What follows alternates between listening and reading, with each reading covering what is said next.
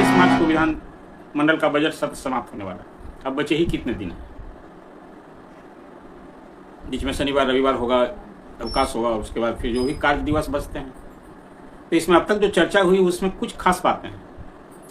आपको याद होगा बिहार में ये शिक्षक की नियुक्ति का ये पहले नियोजन हुआ था, संविदा पर बहाली हुई थी, मानदेय पर बहाल हुआ था। 1500 रुपये से ये शुरुआत हुई थी और मानदेय पर बहाली हुई। फिर उसके बाद संविदा के बाद नियोजित शिक्षक हो गए और नियोजित शिक्षक के बाद अब सरकारी कर्मी का दर्जा इसी साल 1 जनवरी से लोगों को मिलना शुरू हुआ।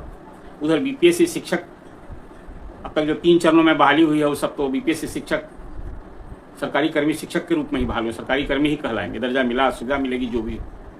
तो ये सारी बात तो है अपनी जगह, लेकिन शिक्षकों की जो उम्मीद जगी थी वो कोई उम्मीद खास करके वेतन लेकर पहले बात मैं आपसे करूँ कि बिहार के शिक्षक को कोई पे ग्रेड नहीं है। जैसे राज्य के कर्मचारियों को पे ग्रेड होता है वैसे उनको पे ग्रेड है नहीं। तो बिहार के शिक्षक को तो 7वां वेतन का ही लाभ, 7वां वेतन का रूप ही वेतन नहीं है, उनके लिए पे मैट्रिक्स है। बिहार में शिक्षकों के लिए खासकर शिक्षक संगठनों ने भी इसी अनुरूप समझौता भी किया, मान लिया था।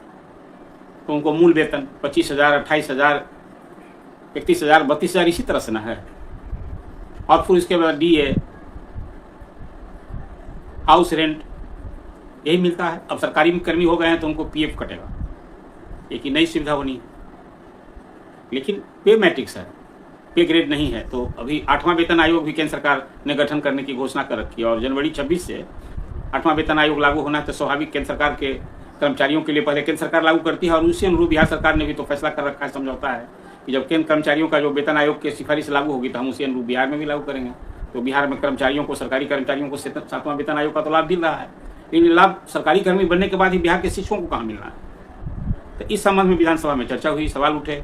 तो शिक्षा मंत्री ने साफ साफ विस्तार से बता दिया कि हम तो भाई मानदेय था, मानदेय बढ़ाए समय पूरा विस्तार से उल्लेख किया और कहा कि भाई तुम उनके लिए पे मैट्रिक्स लागू है, वो 7वां वेतन आयोग से कहाँ गवर्न होते हैं। हाँ ये है कि जब 8वां वेतन आयोग आएगा तो फिर फिटमेंट कमेटी बैठेगी, शिक्षा विभाग वित्त विभाग को प्रस्ताव भेजेगा और फिर उसके लिए कुछ एक भरोसा दिलाया कि उनके वेतन बढ़ेंगे, मतलब मूल वेतन में कुछ बढ़ोतरी होगी, लेकिन पे ग्रेड तो मिलना नहीं है। तो एक जो एक उम्मीद थी वो लागू होने से रही कि शिक्षकों का वेतन मतलब वेतनमान नहीं लागू होने जा रहा है। ये साफ तौर पर शिक्षा मंत्री ने बात कह दी। जब 7वां वेतन आयोग वेतनमान नहीं है तो 8वां वेतन आयोग भी बनेगा, राज्य कर्मचारियों को मिलेगा, लेकिन शिक्षक राज्य कर्मी बनने के बाद भी वो वेतनमान नहीं मिलना है।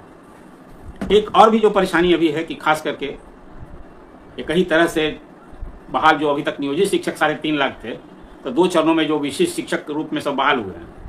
परीक्षा दी, 2 बार 2 सक्षमता परीक्षा हुई। तो एक पहली परीक्षा हुई, उससे तो जनवरी से लोग विशिष्ट शिक्षक को 1,87,000 बने हैं, वो जनवरी से उनको सरकारी कर्मी का दर्जा मिल गया।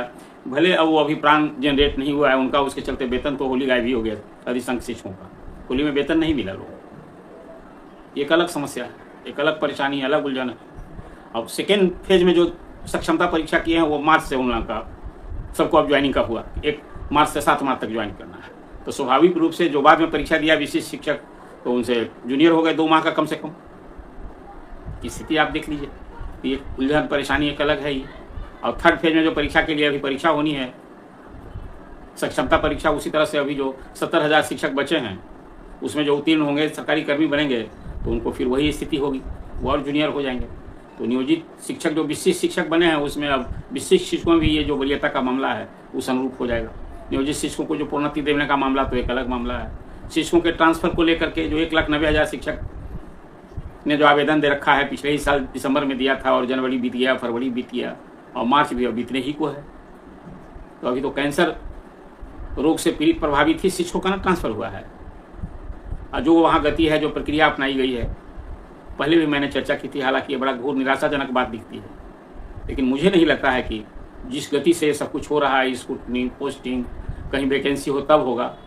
इस संबंध में मेरी पहले से कराई रही है कि भाई जो आप ये 38,000 प्रधान शिक्षक और 6,000 जो हेडमास्टर आप अभी बीपीएससी से चयनित हैं, उनको यदि आप पोस्टिंग कर दिए होते तो इतने पोस्ट खाली हो जाते शिक्षकों को, तो जो ऐच्छिक स्थानांतरण के लिए जिन लोगों ने आवेदन दिया है उनकी राह और आसान हो जाती है। लेकिन अब वो जो शिक्षक चयनित हैं उनका भी अभी पोस्टिंग नहीं हो रही है। अब उम्मीद है कि कहा जा रहा है कि तो अब अप्रैल में, मई में होगा, अप्रैल में होगा। अब वो पोस्टिंग के लिए इंतजार कर रहे हैं, सबकी काउंसलिंग हो गई है।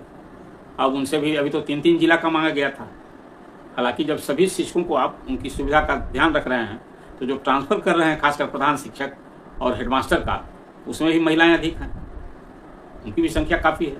तो जो 3 जिला मांगा गया था, स्वाभाविक में उनसे भी 3 प्रखंड मांगा जाता है, या 10 उसी तरह से जिस ढंग से ऐच्छिक स्थानांतरण के लिए मांगा गया है शिक्षकों से, उसी ढंग से उन लोगों से भी मांगा जाना चाहिए था। तो 10 प्रखंड मांगते।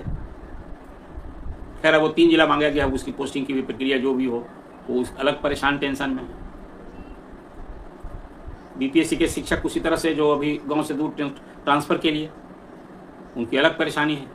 तो शिक्षकों की एक परेशानी अलग है और कोई उम्मीद पूरी होने से रही। अब चुनाव नज़दीक आ रहा है। अब अभी शिक्षा मंत्री ने घोषणा की है कि भाई चौथे चरण में TR4 की परीक्षा हम लोग मई में लेंगे। और एक बड़ी बात और कह दी कि भाई TR3 में जो अभी रिजल्ट हम लोग ने किया और उसमें जो लोग उम्मीद लगाए थे कि सप्लीमेंट्री रिजल्ट देंगे, तो अब नहीं होना जाना, वो हम नहीं करने जा रहे हैं। और उसके लिए अब है कि TR4 में ही वो सारे पोस्ट के लिए जो खाली रह गया है उसको हम बहाल करेंगे। लेकिन एक बड़ा सवाल है, वो ये सवाल है कि जब आप TR4 लेने जा रहे हैं, चतुर्थ चरण की परीक्षा बीपीएससी लेगा मई में, तो उसके पहले बिहार स्कूल एग्जामिनेशन बोर्ड को पात्रता परीक्षा पहले लेनी चाहिए, ताकि जिन शिक्षकों ने ट्रेनिंग कर रखी है, जिन अभ्यर्थियों ने जो शिक्षक बनना चाहते हैं, तो उनके लिए भी मार्ग प्रशस्त हो। बिहार स्कूल एग्जामिनेशन बोर्ड ने तो कहा था कि हर साल 2 बार हम परीक्षा लिया करेंगे, तो इसलिए अभी TR4 के पहले वही परीक्षा पहले लेकर के रिजल्ट कर देना चाहिए, तो उन्हें एक बड़ा अवसर मिलेगा। और डोमिसाइल नीति की बात तो अपनी जगह है, उसकी चर्चा कितनी बार सरकार जब भी मान ही चुकी है कि भाई हम पहले चरण में जिस ढंग से जो स्टैंड है नीतीश गवर्नमेंट का कि मेधा के लिए हम पूरे देश भर के अभ्यर्थियों को अवसर दे रहे हैं और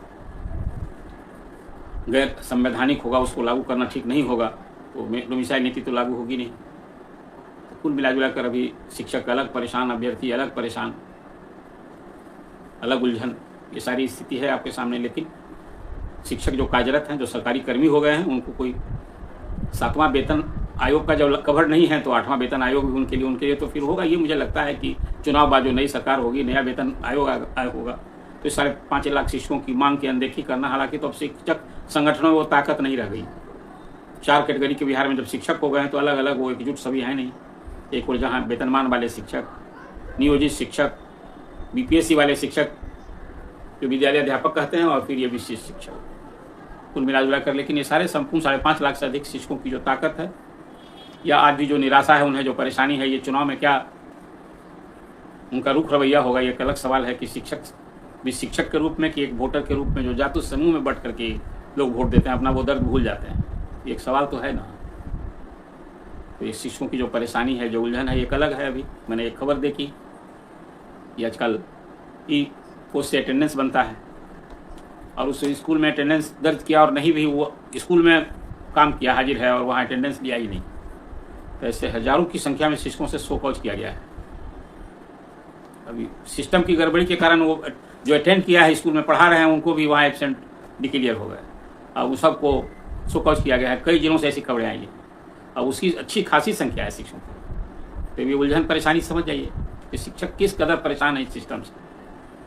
और ऐसे विद्यार्थी जो कहा करते हैं कि भाई शिक्षक पढ़ावें और उनकी समस्या की चिंता हम करेंगे, तो भाई सिर्फ जुमला से काम नहीं न चलेगा। शिक्षक की इन सब सारी परिस्थितियों को देखना, वो प्राण जनरेट करने के लिए भी आम शिकायत सुनने को मिल रही है कि वहाँ भी अब दुकान खुली है, कुछ भी बिना दिए किसी का प्राण भी जनरेट होना कठिन हो रहा है, ये सभी शिकायत सुनने को मिल रही है। तो विभाग को खासकर ऐसे विद्यार्थी ऐसी ये सब देखना चाहिए। जहाँ शिकायत है भाई, आप तो एक टोल फ्री नंबर भी आपने दे रखा है, लेकिन कार्रवाई कहीं क्या हो रही है। शिक्षक से आप उम्मीद करते हैं कि वो उस पर शिकायत दर्ज करे, तो किस अधिकारी के खिलाफ वो खड़ा होकर देगा? आपका फीडबैक क्या करता है? कुछ इस तरह से औचक निरीक्षण कार्रवाई होते रहनी चाहिए। और औचक निरीक्षण की व्यवस्था जो नहीं की थी, उसका क्या हश्र है, क्या है, वो तो आगे की मैं चर्चा करूँ। लेकिन आज शिक्षकों की परेशानी, शिक्षक जो तनाव में है, उलझन में, उसको लेकर चर्चा मैं कर रहा हूँ। और नया वेतन और वेतनमान मिलने की जो उम्मीद है नए साल में, वो राज्यकर्मी होने के बावजूद शिक्षकों को तो उसका लाभ नहीं मिलने वाला है। ये साफ तौर से